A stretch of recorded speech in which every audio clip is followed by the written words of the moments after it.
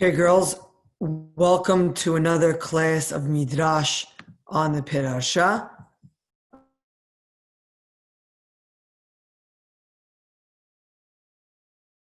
Look, actually, we'll start with the question, what are we reading this week on Shabbat? Anyone here know?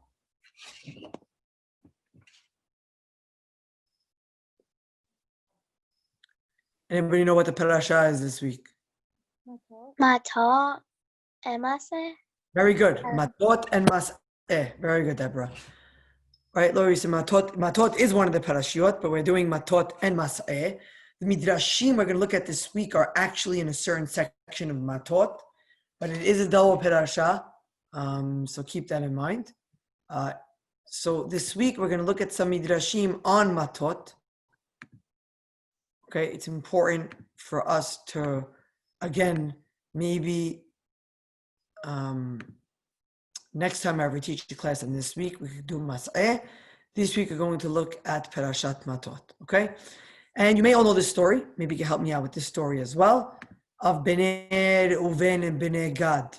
What did Bnei Reuven and Bnei Gad do before we read the Midrashim on them? Who remembers what they ask for? They asked for the Jordan side of like what they just conquered. Right, very good. They see the place they just conquered, which is the eastern side of the Jordan. Okay? And if you look for a mapa, Shel Eretz Yisrael, Bizman HaTorah, hopefully you end up with a good image from biblical times that's actually Jewish related that you can see here. Here we go. Here's the famous one. Reuven, Gad, and Hatzi Menashe. This is the eastern side of the Jordan. When Bnei Israel are going to cross in to the western side of the Jordan. So remember, they're about to go into Israel in just a few weeks. And as you know, they ask, right, look at the pasuk. Ha'aretz asher hika Adonai lifnei adat Israel, eretz mikneh hi ve'la'avadecha mikneh. What drives their request, girls? What drives their coming in front of Moshe and Elazar and the Nesiim?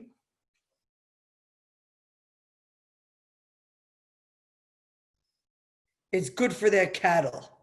Okay, it's grassier, greener. It's better for their cattle. So they want it. They want that side. And they actually, look at the way they word, and it's very important for the Midrash. The reason why the Midrashim on them are going to be kind of negative is look at the way that they word their request. First they ask, and there's no answer. Then they ask again. And they say, Imasanu hen be'enecha, if we find favor in your eyes, yutan et ha'aretz hazot la'avadecha la'achuza, al ta'avirenu et Yarden. Do not make us cross the Jordan. Now that ticks Moshe Rabbeinu off. And he says, Ha'achechem yavo l'milchama ve'atem teshufu. I'll highlight that pasuk over here. And he says to them, oh, that didn't work out.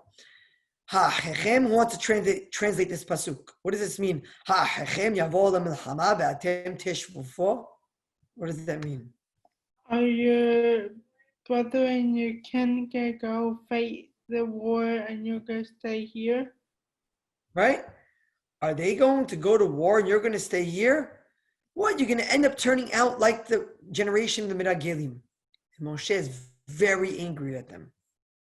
Let's see the Midrashim on Bnei Reuven and Bnei Gad.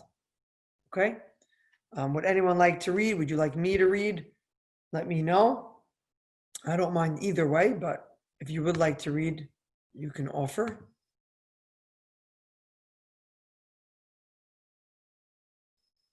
Okay, I'll read. Umikneh Rav haya livnei Reuven livnei Gad. Okay, Reuven and Gad had a lot of livestock. Halacha. Shalosh matanot nivneu ba'olam. 3 gifts were given in this world. Zacha be'achat mehen. Natal hemdat kol olam. Remember, this is the Midrash in Bemidbar Rabbah, Kavbet Zayin, right? Chapter 22. It's not chapter 22 in the Torah. It's chapter 22 of the section of Midrashim, part 7. A person who merits one of the three gifts that were given in this world has acquired the entire desire of the world, meaning you've acquired a lot by doing that. What are the three gifts? Zacha bechokhma, zacha bakol. If you merit chokhmah, wisdom, you've merited everything. Zacha bigvura, if you merit strength, zacha bakol, you merited everything. Zacha be'oshed, zacha bakol. If you merit wealth, you merit everything. Ematai, when are these things considered like you merited everything? Girls, I have the Hebrew and English here.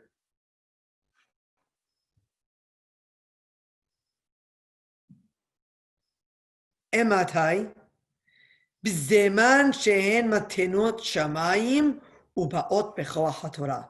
When they are gifts from heaven and they come with the mindset and the strength of the Torah. However, when you hog them for yourself and you're very self-centered and egotistical with them, and you steal it for yourself, it's considered nothing. That's what the Midrash says over here. Aval, gevurato ve'oshro shel basar v'adam eno kelum. The strength and riches of a person that come from human sources is nothing. Sheken shelamo omer.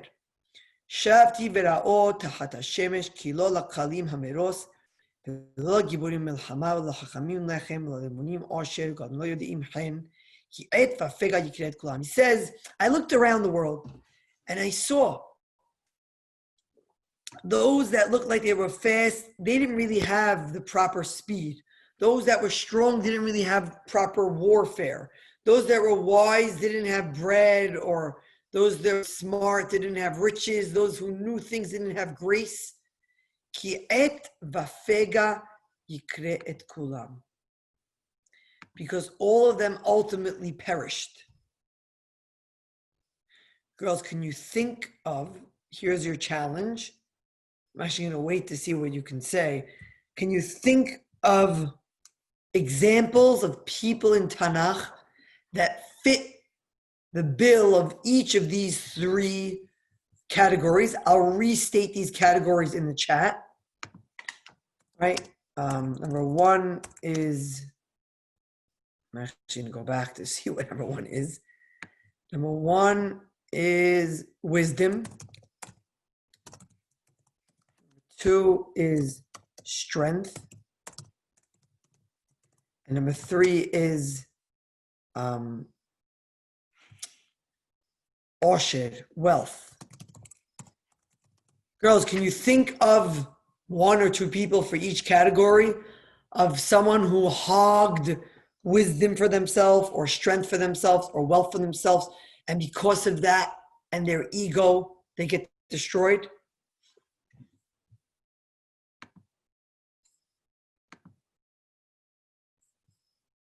You could chat if you don't want to speak. Yola, what makes you say that, Shimshon? What makes you say that? Actually, if you could unmute yourself, this would be very interesting. If you wouldn't mind speaking, if you're able to. No, I thought I was muting this. It wasn't working. Okay. Shimshon, because he thought of the wealth like coming from himself. Not wealth, strength, you mean? I mean strength, yeah, that.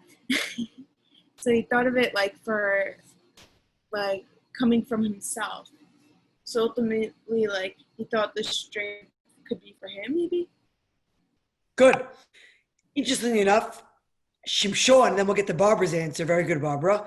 Shimshon's the one example brought here by the Midrash that most people don't expect, because most people don't view Shimshon that way. We'll get there in a moment. That was excellent. Great point. Shimshon thought of everything coming, looked like more from him. He didn't necessarily ascribe it to God like he should have, maybe. We'll see if that's true or not. Barbara, Korach, very good. Barbara, can I ask you a question? Wealth, Korach, where did you get that from? So I heard that Korach was very, very rich. Where do you, girls, can I ask you the funniest questions in the world?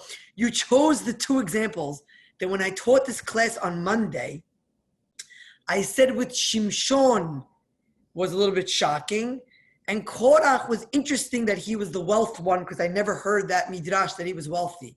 And yet, in this class tonight, you chose the two characters in Tanakh that I said in my Monday class when I taught this my ladies class on Monday, and I said very interesting about Shimshon and Korach. Either, that's just fascinating. So anyone want to take a hack on another person? No one thought about wisdom yet. Who was very smart in Tanakh, but maybe too smart and brought their own downfall through their wisdom, quote unquote? Shemuel.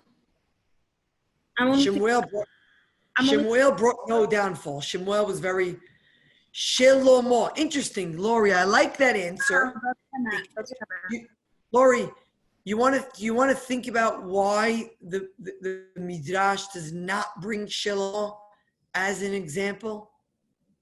Yeah, I was thinking about it because he's really only positive. He uses it for positive. So. He's actually not so positive in the Tanakh. His downfall is from many women. I want you to look carefully at what source is used to prove this point about these three categories. What book? Kohelet, which he wrote. Kohelet. And Kohelet, Shlomo. So maybe the Midrash did not want to bring Shlomo in a negative light when it was using him as the proof for all this negativity. You get that? Oh, yeah. Good. Who else in Tanakh was so wise yet so stupid at the same time?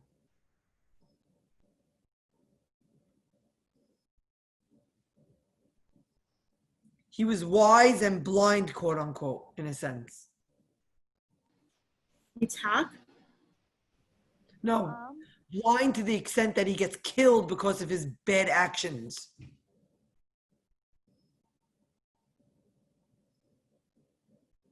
Very good, Deborah. Bil'am.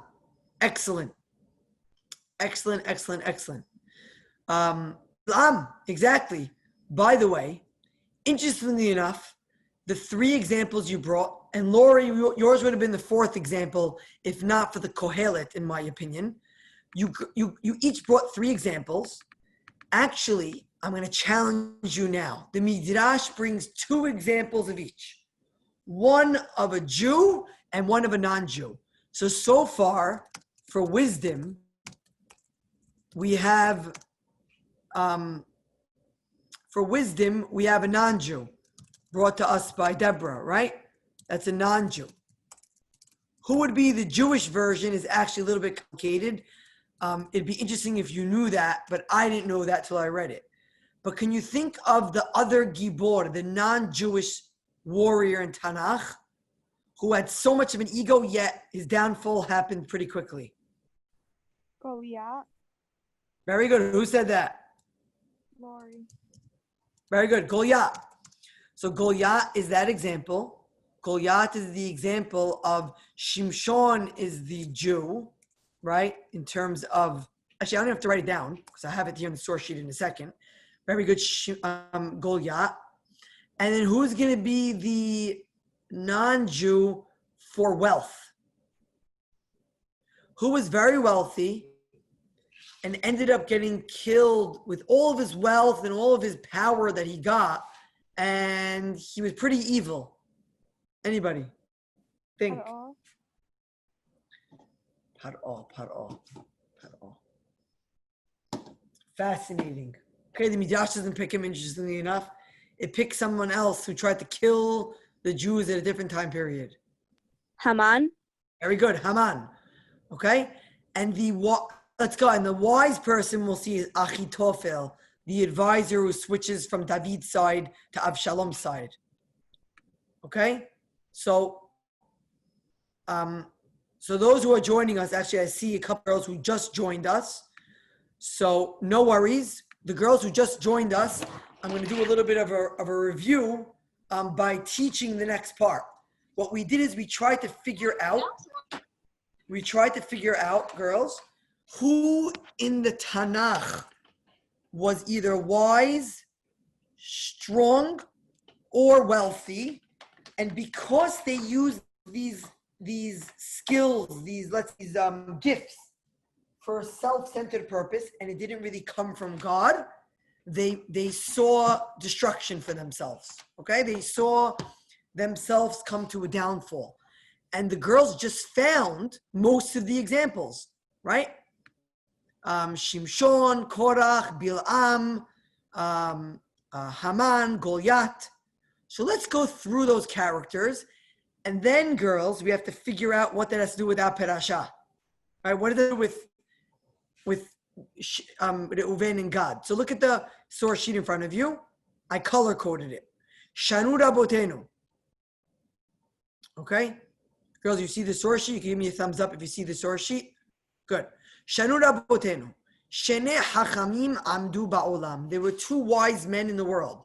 Ehad mi Yisrael, ve'ehad me'ovdei kochavim. One from Israel and one from the non-Jews.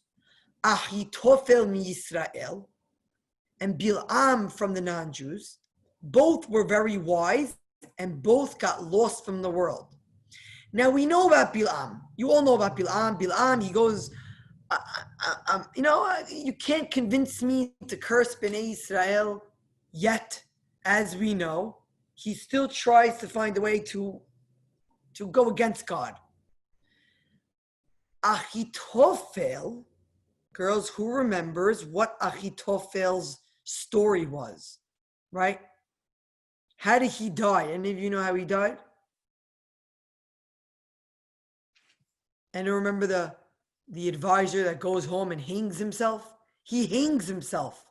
He's so upset that his advice was not taken by Avshalom that he kills himself.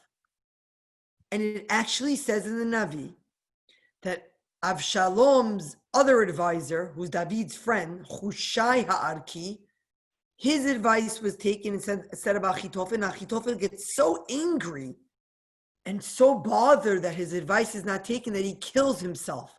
That's a person who's self-centered, right? Sabrina, you look like bothered by that, right? So crazy, your advice is not taken, so you kill yourself? That shows how self-centered you are. That if someone doesn't take my advice, there must be no point of living. Yes, Lenore? Yeah, I feel like it's like Cain and Hebel, where Hebel didn't really get his way, so he ended up getting killed. But You mean Cain? I mean, Cain didn't get his way, he kills his brother. Yeah. Very good. I feel like it's like that. I don't Excellent. know. Excellent comparison. Thank you. That's an Thank you. excellent comparison. You found another person in the Tanakh who views the problem not as him, but as everybody else is the problem. And what did God tell Cain? Fix yourself. You're so self-centered, you're not realizing that you have the issue. Very good. Now let's go to the two warriors. And the two warriors who were self-centered or who stole greatness for themselves were Shimshon and Goliath. Now I'm going to ask Yola, you got to help me out now here again, if you don't mind. You chose, let's say I lost Yola over here.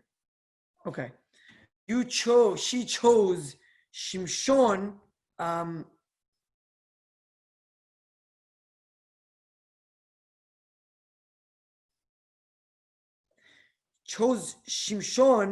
as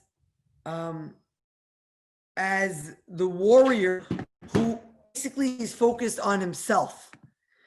So I remember what Yola said, that he kind of did everything for himself. Okay? So Shimshon mi Yisrael veGoliath me'umot ha'olam. So let's look at Shimshon. Shimshon, as you know, girls, maybe you remember, maybe you don't know what you remember from this. Shimshon marries a lot of non-Jewish women, a lot of Pelishti women. And the Navi does say that God used Shimshon to kill Pelishtim. What the Navi does not say is that Shimshon used God to kill the Pelishtim. It does say it at the end, but it's not so clear throughout the story that Shimshon used everything for good reasons. A lot of it might have been like Yoel is saying, and the way the Chachamim look at Shimshon is very negative. They look at him as like something that, oh, hi Yola, you're back. They look at him as a tragic character who kind of used his power, but it was like kind of in a way egotistical and self-centered. Right? That's the way the Chachamim look at him. And then, of course, Goliath. Let's look at Goliath. Who wants to read this pasuk about Goliath? What he tells David in the story of David and Goliath in Shemuel Aleph Perek Yud Zayin. Anyone want to read these two pasukim? Lenore, you can read. Go. Okay. ויאמר הפלישתי אל דוד, האכלה בנוכרי כי אתה בא אלי במקלות, ויקלל הפלישתי את דוד ואלוהיו, ויאמר הפלישתי אל דוד לך אלי ואתנה את בשרך לעוף השמיים ובהמת השדה. Okay. So what does he tell David?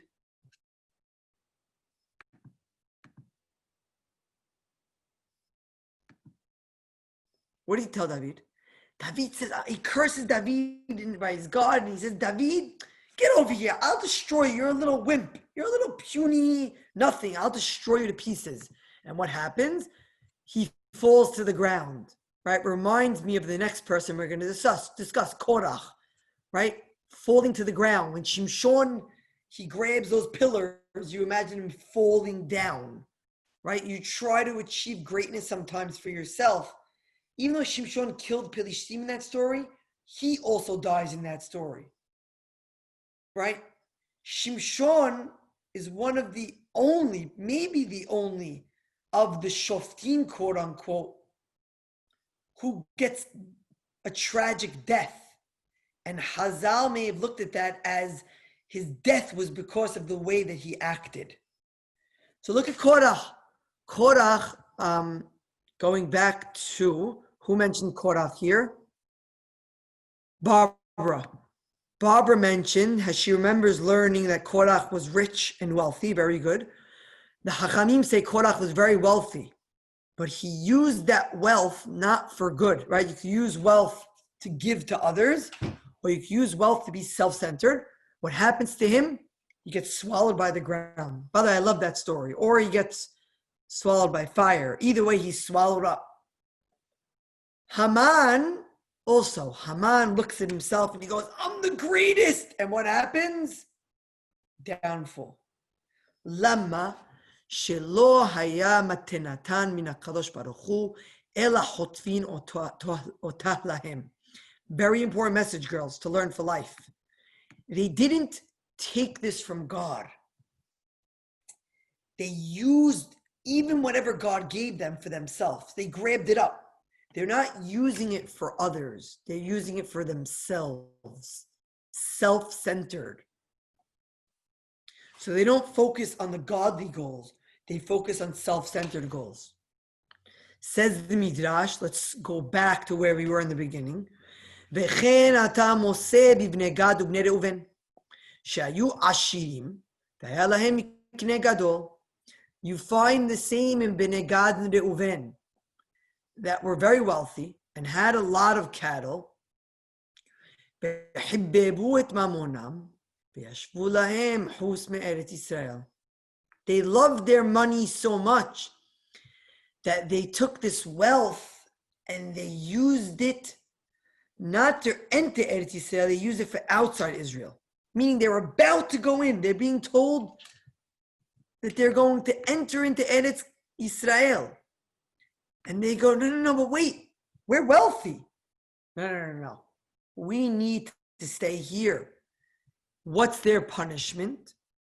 Who wants to read this? Lefichach, 1 second. Lefichach, who wants to read these last few lines? Lefichach.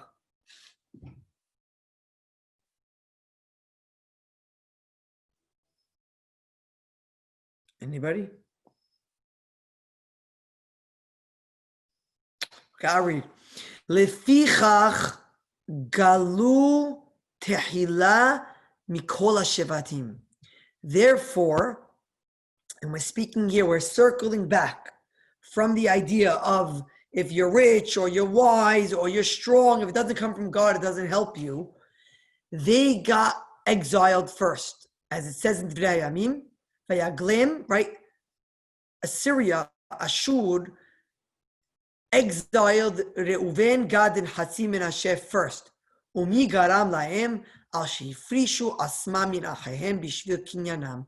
They separated themselves from their brethren because of their belongings. And this brings us back to a pasuk I skipped, not purposely, but just to hit it on the money. On Tish'a B'Av, which is exactly 2 weeks from tonight. So 2 weeks from tomorrow morning, we're going to read a haftarah from Sefer Yirmiyah.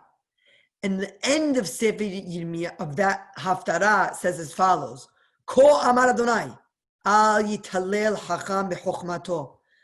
Let not the wise person boast in his wisdom. Ve'al yitalel hagibor b'churato. And let not the strong person revel and be boastful in his strength. And let not the rich person boast in his wealth. Ki im bezot yitalel. Rather, it must be attached to God. Umatanot elu b'zeman shenam ba'im min hakadosh baruch hu sofan lihispasek mimenu. When they don't come from God, they will stop from a person. Now, let me ask you something. Do we have more proof than just this pasuk that they had a lot of cattle to show that their priorities were backwards? Right? We want to prove from the Pesukim, at least midrashically, that their priorities are backwards, quote unquote. So I want to look at the next midrash that I'm going to study. We're actually going to skip one midrash and come to this next one. Because this one relates much more to the one we just did. Davar aher. Would anyone like to read? Davar aher. Ari. Okay, go. דבר אחר ומקנה רב זה שנאמר, הכתוב לב חכם לימינו ולב כסיל לשמאלו, לב חכם לימינו זה יצר טוב, שהוא נתון בימינו, ולב כסיל לשמאלו זה יצר הרע. Shenatun Besmala. Okay, stop. Good. Why do we stop there? Why do I know to stop there? Because the next words are davar acher. Davar acher means another saying, right? Another statement. Okay, davar acher. What is this davar acher? Let's see the first one. Umikne rav. There is a pasuk in Kohelet. I'm actually going to read it now from the bottom. I actually brought it here. It says as follows: Leb hacham limino velev kesi lismolo. A wise man's mind tends towards the right, and a fool to the left. Now, when we learn about the right and left, what is that talking about? Well, let's think. Right and left says the Midrash. Right is the Yetzer HaTov. Left is the Yetzer Hara. A wise person turns to the right, to his strength, to his positive inclination, to his Yetzer HaTov. A fool looks to the left, to the Yetzer Hara. Now again, it's important to realize that when we're learning Midrashim, we're sometimes going to learn other things until we reach something relating to Perasha. Sometimes Midrashim go on what's called tangents, because it's related to what we're learning. Okay? But sometimes it's take time to get to exactly what we're learning. Davar acher. Now I'll read the next part. Lev hacham limino. Here's another interpretation of the pasuk. Lev hacham limino. Eluhem asadikim. Shehen notnim libam laTorah shehi miyamin. Another way to look at it is, a wise person looks to the right. You ever hear the pasuk? Shiviti Adonai lenegdi tamid. Ki mimini bal emot. The right side always represents Torah and God. Shene'emar, mimino esh dat lamo. Because it says in Perashiyyot Matot and Masei, to the right of him is the fiery law, is the Torah.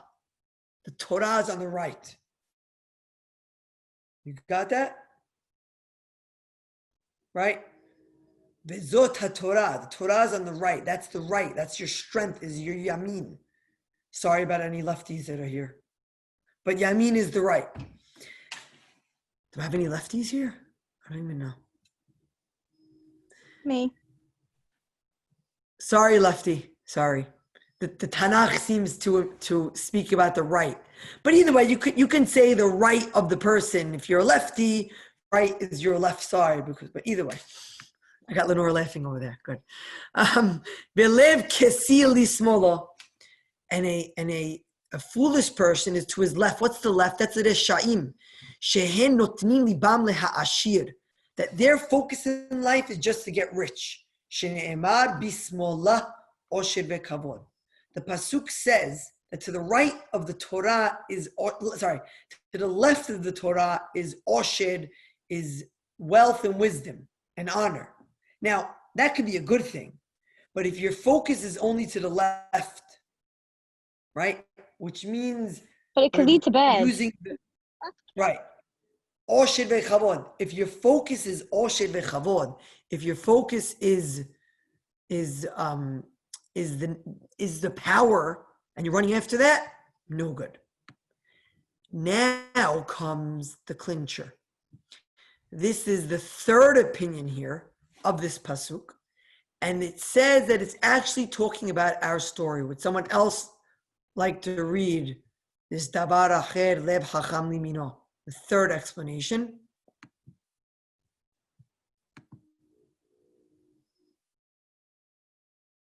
Got no takers? Okay. Davar acher leb chacham limino ze Moshe. Probably don't worry. Students generally sometimes even in school they're worried to read in front. No, it's like, am I going to get the het right to the ayin right? Don't worry, I'm not correcting you so much. You don't need to worry so much. But it's still extremely important. You get the het, ayin, the cheshim, and the proper pronunciation. But it's okay. If I read, you'll learn that pronunciation. Davar acher, lev hacham limino, ze Moshe, belev kesi lismolo, elvu bnei Reuben ubnei Gad. Says the Midrash, lev hacham limino, that's Moshe Rabbeinu. Moshe Rabbeinu is the Lev Hacham that looks to his right. That's Moshe. And the Lev of a Kesil, Lismolo, that's Bnei Reuven and Bnei Gad. Why? She'asu et ha'ikar tafel betatafel ikar. They made what was essential non-essential, and was non-essential essential. She'hibebu, like we said, that they love their money more than people. Shehen omrim le Moshe, because they said to Moshe, look carefully at the way they spoke to Moshe. Yes, Lenore? Is that why they also said like lo yad be'elo susim and like all that? Because then they're going to get too focused on it. Like you can't have too much. Let's take a pause for a moment. Lenore, what are the three categories that a king can't do so much of? He can't have too much. He can have wives. Horses, which is right. Wives. Susim. Horses, which is right. Susim, which is power, and kesef zahav, which is money, which is what we spoke about, right? Money, power, and then too many wives, as you saw what it did to Shlomo, as it took away his wisdom. Yeah, right? He was focused more on the avodah zarah that it brought him to, and it took away his wisdom a little bit. Only because he was focused, a king, when he's doing that, is he's acquiring power for himself, right? I could take whoever I want. So it's power. It's a power idea. I can take whatever I want to myself. But coming back to here, look at the focus. Very good point, Lenore. How do we know that?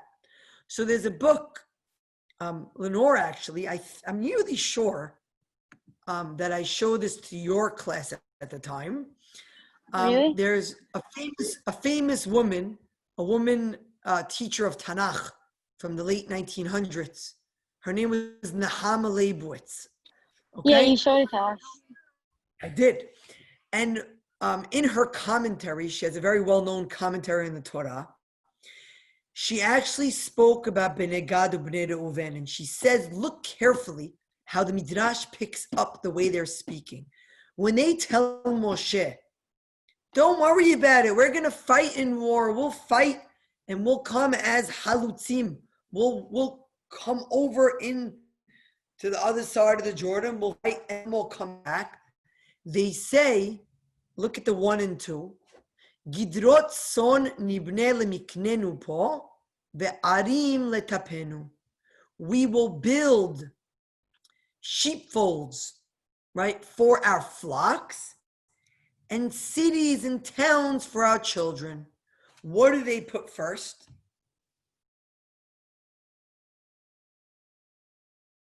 Sabrina, you said it, but you're on mute. The animals. Very good. They put the cats. By the way, I saw your mouth, wording it.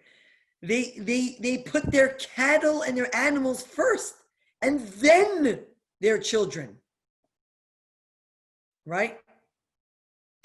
Moshe, when he responds to them, look what he says. Benu lachem arim letapechem u'gderot lesona'achem. He says, no. Remember, this is Midrash, not Peshat. But the Midrash says, look at the way Moshe, who's wise, tells him, no, you put your children first and then your animals. And actually, Sabrina, when I was sitting with your grandfather today for a few hours, one of the topics that came up, because we were reviewing some Hayeh Sarah topics, was that a person knows how to separate between animals and humans in the proper way of putting humans first. He said he actually discussed that today in his Matot, Perashiyyot Matot class, that animals don't come first, humans come first. When Rivka gave Eved Avraham, first to Eved Avraham, then to the animals. Right? Very good. And animals don't have souls. Actually, that's why the word is used in this week's parasha, Nefesh Adam. Excellent point, Deborah. It talks about Nefesh Adam when they're going to the war. So look what the Hachamim bring out of this. They have their priorities backwards. Their animals come first. Their children come second. It says in Midrash, Elu asu et ha'ikar. You're supposed to make your ikar. The essential should be essential for you. Tehila benu lachem arim etapechem. Moshe told them, make cities for your children and then build sheepfolds for your flocks. Heveh, this teaches us, lev hacham limino ze Moshe. Moshe is the lev hacham who's looking to his right. He has the right priorities. Belev kesir lismolo, elu bnei Reuven ubnei Gad. Amar lahem, HaKadosh Baruch Hu, says God to them, Atem hibabtem et miknechem yotem min nefashot. You loved your cattle more than, Deborah, look at the word that's used here, more than your nefashot, more than your souls. It uses, Deborah, excellent that you picked that up. You love your animals more than the humans that have souls. Hayechem, I swear to you, and bo beracha, you will not have any blessing.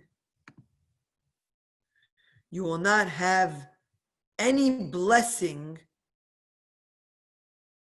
with that. Yes, Lenore, question.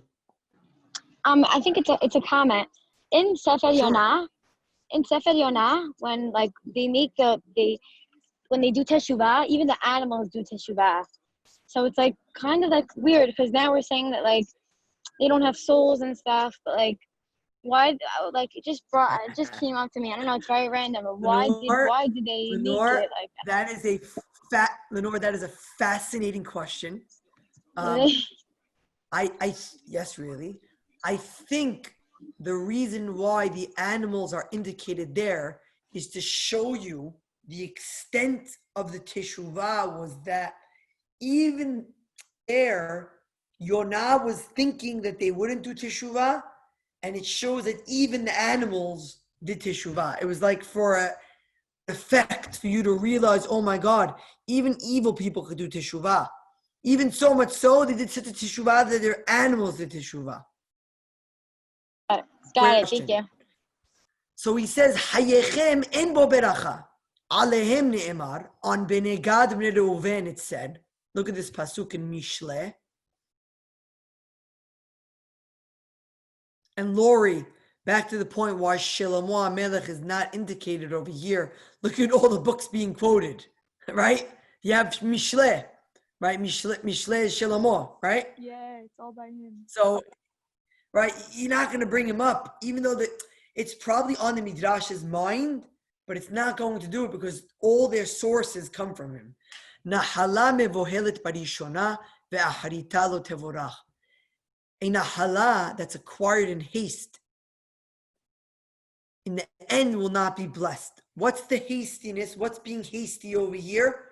What's being hasty over here is that you're thinking about the wrong things. You're jumping to conclusions. You're jumping, I want to live in this side of the Jordan. We don't want to go into Eretz Yisrael. By the way, I will say publicly in a class that I consider myself scolded with this midrash. I won't lie. I'm an honest person. That when I read this midrash, I look at myself as being criticized as well. And that's okay. It's okay to realize when you're criticized that what's our priorities and we should get to Eretz Yisrael. So those of you on the way to Eretz Yisrael, great. Or have siblings who live there. But again, I look at myself and I will openly criticize myself in this midrash, that the midrash is speaking to me, who going to live in Israel is not so easy and, it's very difficult, but it should be our goal. And the midrash may be criticizing us as well, and that's okay. We have to, not everyone's perfect. And, the only difference I would say is that Gad and Reuven and Gad were actually on the cusp of going in, and Bnei Israel's goal of leaving Egypt was to go there, and it was more in front of their face in some sense, although airplanes are kind of in my face, so I don't have much of an excuse, but okay. Just wanted to point that out. I think it's important to always be honest when you're teaching and learning, and it's okay to realize when a teaching is meant for you and you have to learn from it. I hope that's okay. Now, v'chen hu omer, al tigat leha'ashir mibinatecha hadal, says, don't spend all your energy in life on acquiring wealth. Know when to stop. Know when to stop. Ve'ezehu ashir hasameach bechelko. And who is the wise person? The person that's happy with their portion. Shne'emar yegia kabecha ki tochel ashrecha betov lach. You shall eat the produce of your hands, you shall be happy, and it shall go well with you. What is this? Eat the produce of your hands and be happy. Happiness does not come from the money itself. It comes from the happiness you acquire from what you have. And that the Midrash says, what's your focus? If your focus is you with the wealth, is you with your strength, is you with your wisdom, you're getting nowhere. If your focus is an attachment to God and to your community and to people around you who are focused on Torah and mitzvot and to helping people, then that becomes something that always sticks. Wealth does not stick. In previous meetings that we actually did not look at tonight, says that God can take a person, make a wealthy person poor and a poor person wealthy in an instant. And I'm sure many of us might have seen everything that went on the past few months. God can go like this in a moment. But when it comes to Torah and mitzvot, and it comes to attaching to God and to the right values, that always sticks. That never leaves you. And that, I believe, is the important message of the danger of the thinking of Bnei Reuven and Bnei Gad versus the thinking of people who are centered on Torah and mitzvot and the right goals like Moshe Rabbeinu was able to do. Baruch Adonai le'olam, amen ve'amen.